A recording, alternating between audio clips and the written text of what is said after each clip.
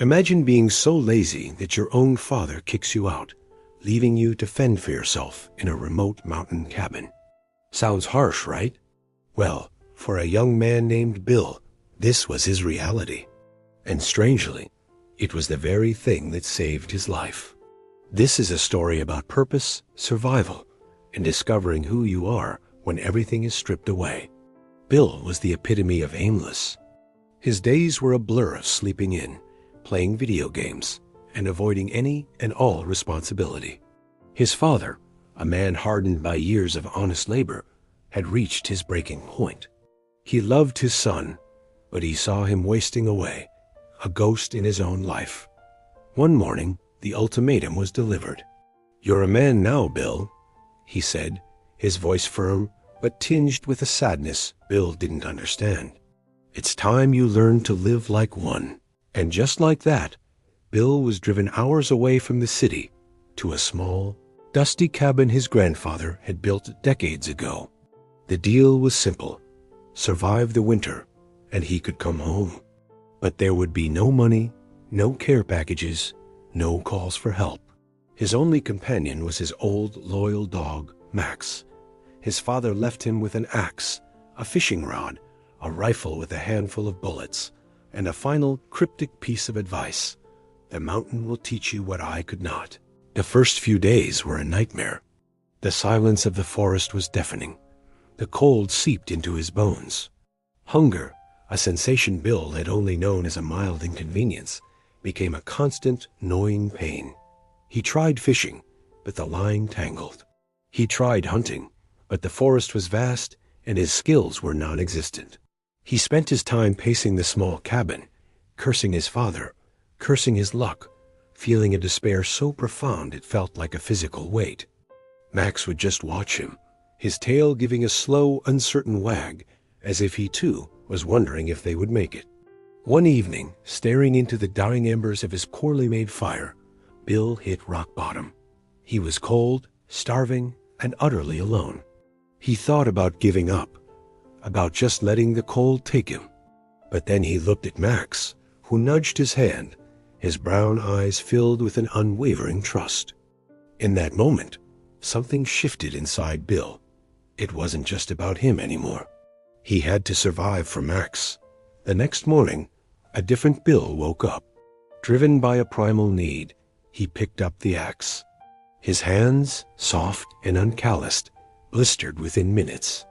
But he kept swinging, the rhythmic thud against wood becoming a meditation. He chopped until he had a respectable pile of firewood. The sense of accomplishment was small, but it was real. It was the first thing he had truly earned in years. He then turned his attention to food. He remembered watching his grandfather fish as a child, the patient flick of the wrist.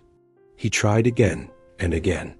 Finally, after hours of frustration, he felt a tug on the line. The small trout he pulled from the icy stream was the most beautiful thing he had ever seen.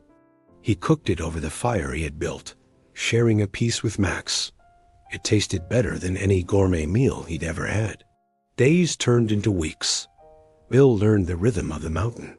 He learned to track deer, to identify edible plants, to predict the weather by the feel of the wind. He learned that respect for nature wasn't a choice, but a necessity for survival.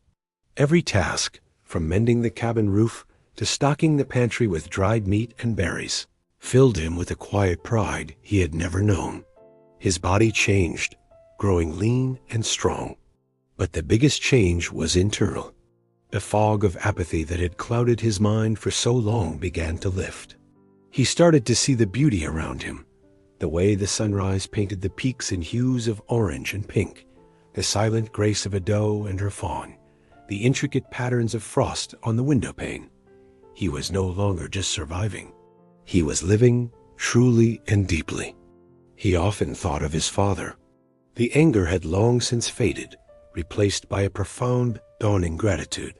He realized his father hadn't abandoned him. He had given him the greatest gift of all, a chance to find himself.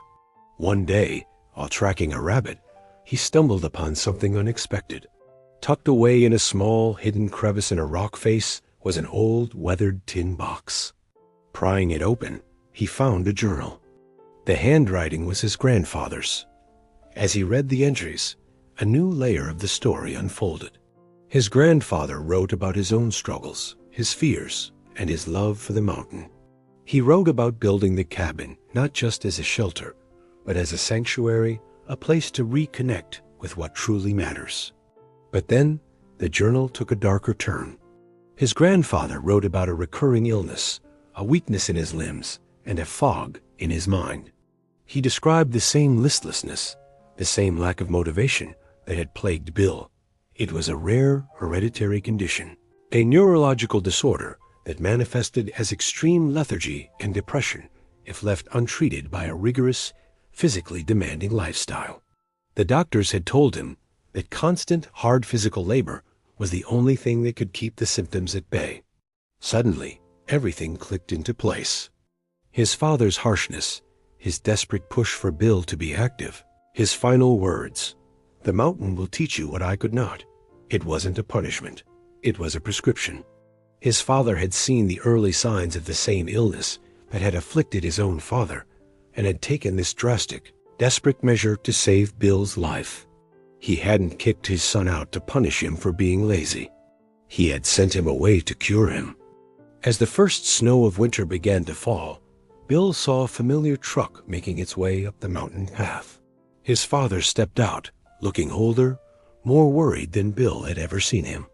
He stopped when he saw his son. He saw the strength in his posture, the clarity in his eyes, the confident calm of a man who knew his own worth. No words were needed at first. They just stood there, a father and a son, the gulf between them finally bridged by a shared, unspoken understanding. Bill held up the journal. "I know," he said, his voice steady. "Thank you." His father's shoulders sagged with a relief so immense it was almost painful to watch. A single tear traced a path down his weathered cheek. Bill never went back to his old life. He stayed on the mountain, not as an exile, but as a guardian. He found his purpose not in the hustle of the city, but in the quiet, demanding rhythm of the wild. He learned that sometimes the harshest acts of love are the ones that save us, and that our true purpose isn't something we find, but something we build, one difficult, meaningful day at a time. The mountain hadn't just taught him how to survive. It had taught him how to live. What do you think? Was Bill's father right to do what he did? It's a tough question, but Bill's story shows that sometimes the most challenging paths lead to the most rewarding destinations. Thanks for watching. If this story resonated with you, please like, share, and subscribe for more content that aims to inspire and empower. See you in the next video. Bye.